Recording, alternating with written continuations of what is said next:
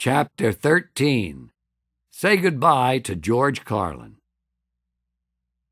My own drug use, post-Brenda sober, fell off, somewhat. I had longer periods of lucidity and a decreasing pattern of use. The length of a given period of drug use was getting shorter. The frequency of the periods was going down. Slow decline, I think. The cocaine, anyway. Pot, I still saw as benign. Beer, I kept for work so I could function. One out of those three ain't bad. Brenda didn't say, "You can't do drugs anymore." She wasn't like that. She didn't try to cure me. Still, I felt, gee, if she's going to stay sober, I can't be coming in wrecked and acting goofy. And of course, when she cleaned up, I lost my drug partner, my drug playmate. But there'd be times when I'd be gone for the weekend and get some of everything, and have my own little private party, then be straightened out by the time I get home. So I was cleaner and soberer, and possibly getting even cleaner and soberer. There are still large gaps in the record-keeping. Anal George was still on an extended vacation. In this part of the story, I have to keep telling myself that I'm quite sure my amounts of usage were really diminishing. But I'm not sure. Frankly, the whole period is murky as shit. What I am certain of is the second half of the 70s was a period of uncertainty, a time of tentativeness, of groping around for what came next and coming up mostly empty-handed. I wasn't quite running on air. My fifth album, Toledo Window Box, came out in '74 and eventually went gold, but it took a lot longer to get there than the previous three. Predictably, there was quite a bit of drug material. The title referred to a bizarrely named brand of grass I'd once been offered. Monty Kay of Little David Records, who'd produced all of my gold albums, had become my manager. When I suggested he become my manager as well as my record producer, I asked him, "Is there a conflict of interest in there, Monty?" He looked me straight in the eye for a very long moment and said, "Nah." I believed him. Monty saw, correctly, that the peak was past for the hot new guy in town with the albums. We had to take a step somewhere else, somewhere new. That somewhere new turned out to be The Tonight Show, which I returned to in 1975. Sound odd, considering my immediate past? That in the absence of new vistas, I went back to Johnny Carson? Well, I did, with a silk shirt yet. One of those 70 deals with big baggy sleeves. I thought, I have to look decent. It was a joke. I looked horrible. I don't know anything about clothes. To complete the refurbished image, I cut my hair. I began appearing frequently on Carson, more frequently than I ever had in the 60s. Soon I was asked to host. Somehow in this period, I must have racked up the majority of my cumulative 130 Tonight Shows. I began thinking of it as a lifeline, something that would replace the albums as they faded. Soon I'm also back in Vegas. A financial decision, seemed an intelligent one at the time, of a piece with buying a new house in Brentwood, following the path that was most familiar and offered the least resistance, continuing the flow that supported the money machine. Money now being handled, at Monty's suggestion, by a hot-shot business management firm called Brown and Kraft, who also handled the affairs of my fellow celebrities Marlon Brando and Mary Tyler Moore. Going along with this was a non-decision that would haunt me for years to come, not because Brown and Kraft did anything illegal, but because even though the whole idea was to take financial worries out of my hands, I had an irrational fear of looking at my accountant's monthly statement. I would get their statements out of my hands as fast as possible. I wouldn't even open them, just throw them on the pile with the others. In 1976, it was back to Hawaii to appear on Perry Como's Hawaiian Holiday, produced by Bob Banner. Perhaps the déjà vu was lost on me because I was still doing cocaine. I don't remember. By the next summer, I was appearing as a regular on Tony, Orlando, and Dawn. Not surprisingly, my sixth Little David album, On the Road, was directionless and unstructured, featuring the interminable death and dying routine, the longest piece I ever did. On the album, it only ran 13 minutes, but on stage it ran 27 minutes. Talk about dying for 27 minutes. Should have given a seasoned comedian pause, but that hoary old metaphor for failure never occurred to me. Another signal I missed in '78 was when I had a mild heart attack. It was in the septal branch artery. One morning when I was driving Kelly to school, my jaw felt tight. I knew that a tight jaw or pain in the jaw can be a symptom of a heart attack as well as the traditional pain in the chest. The left arm, upper back, and the jaw can all be locations where you feel angina. Apparently, each person's angina is slightly different. I had to spend 2 days in the hospital before they were able to find the enzyme in my blood that is the marker of an MI, or myocardial infarction. When muscle tissue dies, an enzyme is released. If they find that enzyme, you've had a heart attack. If they don't find it, you've had chest pain. So they found it, and technically, I had an MI. But it was so minor it didn't force me to change anything or re-examine anything. For a while, I did eat margarine instead of butter. One thing happened in that period, which would be a major positive force in my life, although I didn't realize it until later. HBO came into the picture. I did 2 HBO one-hour specials in '77 and '78. These regular specials would soon take the place of my album career, eventually becoming one and the same thing. They didn't yet have as many subscribers as they would in the '80s when they exploded, but it did give me access to a mass audience. At the time, it just seemed like more TV, not that different from Perry Como or Tony Orlando, except I got to say fuck. The material I was doing tells the real story. After an explosion of self-revelation and self-discovery, and the revelation to others of my autobiographical self and past, together with a good strong dose of value judgments about the world around me, I'd become a person fascinated with his own navel. Hey, look at my lint. You got lint? He's got lint. She's got lint. Everybody's got lint. I was turning to my bodily functions and extremities for inspiration, plundering the last few scraps of self-examination from them. It started on Toledo Window Box. Snot is universal. There are some things that work in comedy because they're universal, but we don't talk about them. First of all, snot is the original rubber cement. Thumb and forefinger. Ever try to toss one away? Won't go. Urinals, pissing, and farts were dealt with at some length on Toledo Window Box. In later albums, snot made a comeback. Then it was stomach noises, lots of those, and vomiting on the New York subway. When I'd finished scavenging my extremities, I turned to pets, the nearest thing to an extremity, and the pet's extremities. Example: the neighbors are over for coffee, you're chatting away, and there's Tippy on the floor, bent double like a furred donut, licking his own balls. Staggering. If you could do that, you'd stay home permanently. But no one says a word. It was graced with the term observational humor. I think I was even sometimes credited with inventing it. Later it would reemerge as what I call my micro-world material, but by then always balanced with macro-world material. Back in the '70s, it seemed a rich vein I could mine for a while.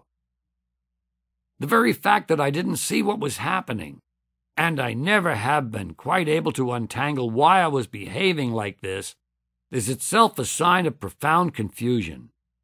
Yet I can't believe it was simply involuntary. that I was just passively letting it happen to me. I think I was also saying to myself, okay, I showed them I could be a success on my own terms. Now let's see what I can do from the place I've ended up. In other words, given an opportunity to curve back to the middle, to become straight again, I took it. I got waylaid by that. Instead of taking a new leap into the dark, I've got another place to go, another idea to show you. I said, no, this is okay. Let's be safe. I've always called these years of my life the second visitation of the Straits. The old movie dream wasn't dead. It was just deferred. I played a cab driver in car wash. It was one day's work, and they let me write the scene myself. I played a modified, lightened version of my old Upper West Side character, but I had no illusions. Surprising, given how confused I was, that this would lead to a flood of offers from the studios begging me to be in their movies. Much better to pour my creative juices into producing, financing, writing, and starring in my own movie. And along with the juices, all my savings. Yeah, that'll show the fucking mainstream and the studio system. Among the quasi-gurus, charismatic people around the AA on the West Side that Brenda attended was Artie Warner. Artie got into Brenda's circle and found out she was Mrs. George Carlin, and Artie saw an opportunity. Well before Richard Pryor came out with his great live and concert film in '79, I thought it would be great to make a concert movie. Take the second HBO show, do it live in the round so it could be shot imaginatively, recorded on tape.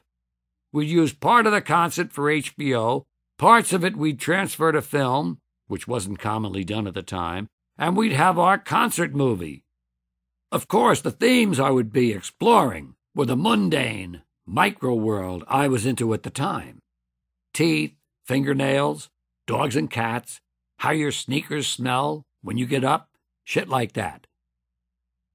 But in the middle of talking about dogs or cats, we cut to a live-action sketch that's related to the topic we're talking about on stage. We cut from George talking about training his dog to a vignette about a man training a dog. Some combination of concert footage, live-action vignettes, and hey, why not throw in some animation? Good idea. We actually commissioned the animation, and as an independent piece, it won awards in festivals like Tokyo. Artie Warner will become producer of all this because he's a friend of Brenda's, and he calls himself a producer, and I want to stay outside of the mainstream. To make things more interesting, I also make Artie my manager, but without leaving Monty K or even informing him of his new shared duties. So now I'm paying 2 men management fees. The movie will be called The Illustrated George Carlin, because we're illustrating my monologues by showing vignettes of them. So this is my new departure, my novel approach, my step beyond stand-up. Something no one had done before, probably for good reasons. The movie dream part of me was being satisfied by these notions.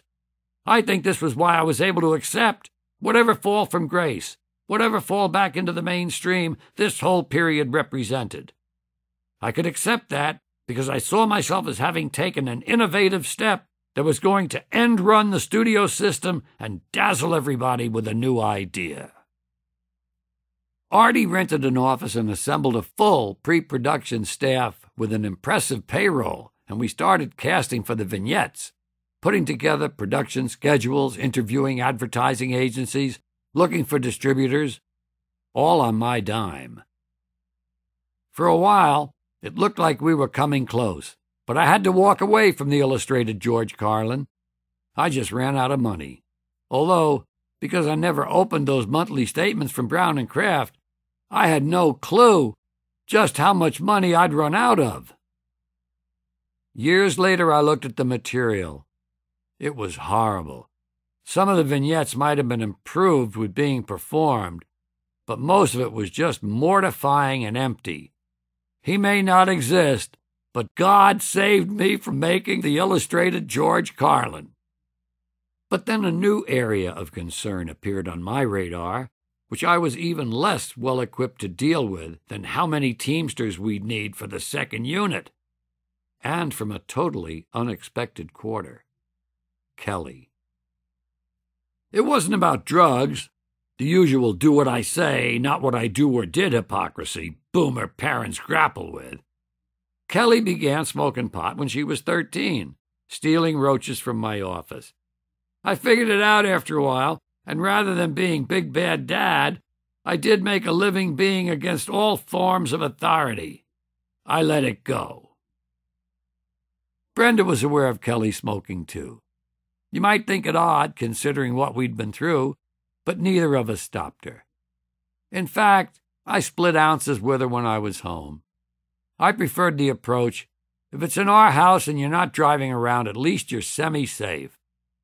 What I didn't know was from that point on, Kelly smoked almost continuously.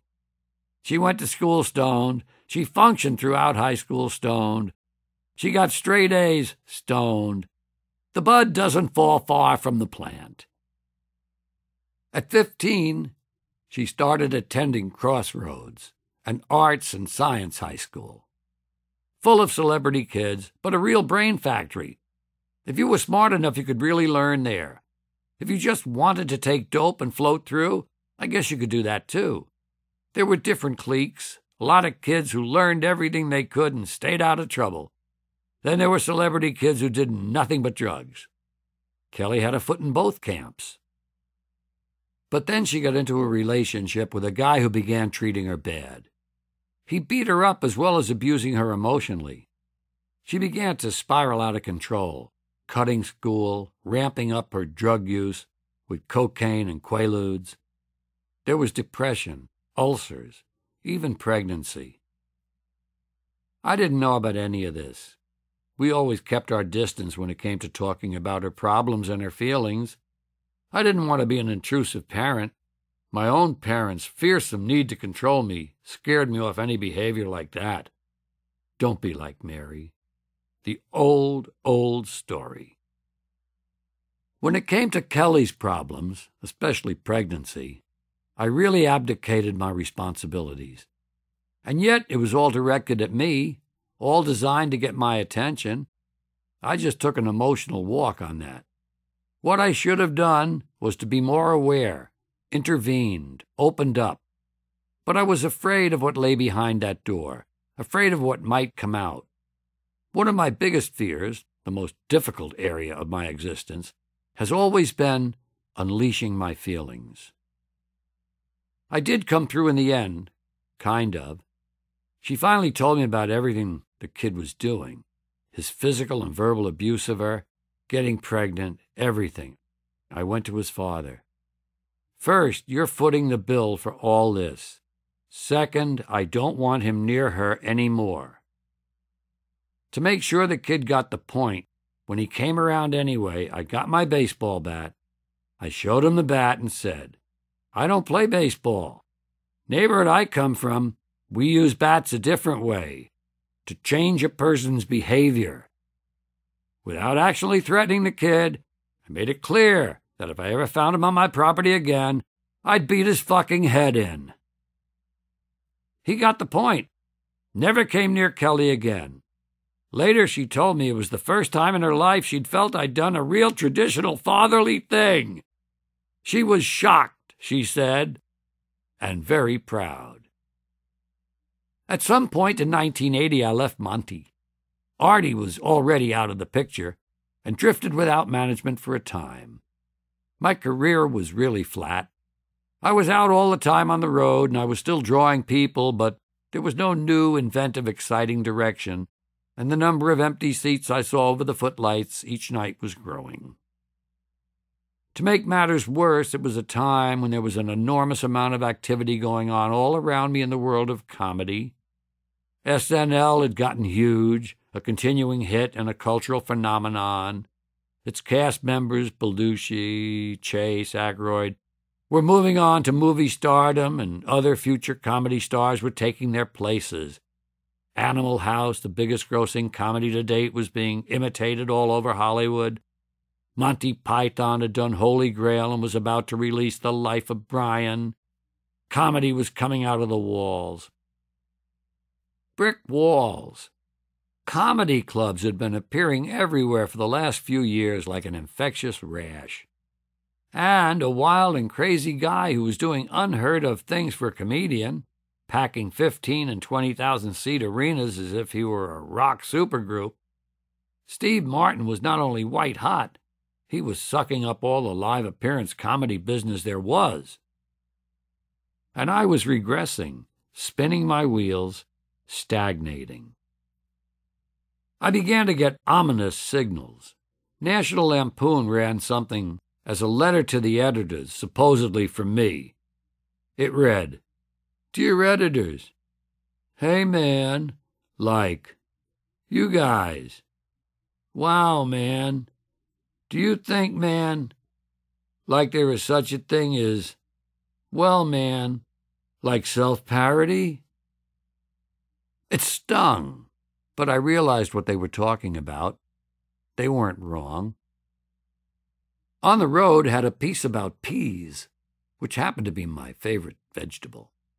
The ending was, "Give peas a chance. I ask everybody, please give peas a chance." Rick Moranis of SCTV used this to do a satire of me that went to devastating lengths. I could make an intellectual argument that if you can take something as mundane as peas and turn it into a minor oratorio, that's not nothing. But again, I had to admit, there was a certain truth to it. I did too much of that kind of shit. I was over some kind of limit. Finally, in the last days of 1979, somebody wrote a column in a paper I admired. And when I say admired, it wasn't just some mainstream newspaper.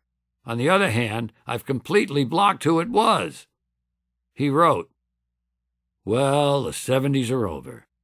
Say goodbye to lava lamps. Say goodbye to wide lapels. Say goodbye to disco. Say goodbye to platform shoes with goldfish in them. Say goodbye to Studio 54. Say goodbye to CB radios. And say goodbye to George Carlin."